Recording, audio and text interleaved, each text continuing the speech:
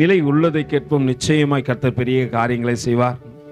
எடுத்து வாசிப்போம் சங்கீதங்களின் புத்தகம். இந்த மாதத்திலே தேவன் கொடுத்த வாக்கு தத்தத்துக்கு நேராய் உங்களை நடத்த தேவன் இந்த நாளிலே மனவாஞ்சையாய் இருக்கிறபடியினாலே சங்கீதங்களின் புத்தகம் நான் வாசிக்க எனக்கு பின்பாக வாசியுங்கள். கர்த்தர் நிச்சயமாய் உங்களோடு கூட பேசட்டும்.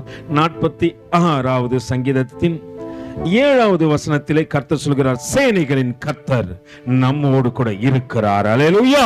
இந்த மாதத்திலே கர்த்தர் வாக்கு கொடுக்கிறார். சேனைகளின் கர்த்தர் நம்மோடு கூட. எல்லாம் கைகளை தட்டி தேவனுடைய நாமத்தை மகிமைப்படுத்துங்க பார்க்கலாம்.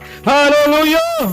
நீ அறியாததும் உனக்கு எட்டாதுமான பெரிய காரியத்தை செய்யத்தக்கதாக கர்த்தர் உன் வாழ்க்கையிலே இந்த மாதத்திலே கடந்து வந்திருக்கிறார். நீ நினைத்திருக்கிற காரியத்தை ஜெயத்தை கொடுக்கத்தக்கதாக உனக்கு எதிரடையாய் நிற்கிற சத்ருவின் தலையை உன் கால்களுக்கு முன்பாக விழச் செய்யத்தக்கதாக கர்த்தர் உன்னிடத்திலே கடந்து வந்திருக்கிறார். கைகளை உயர்த்தி அவரை பார்த்து சொல்லுமா, சேனைகளின் கர்த்தர் எங்களோடு கூட இருக்கிறேன். ஹல்லேலூயா. நல்லா புரிஞ்சுங்க.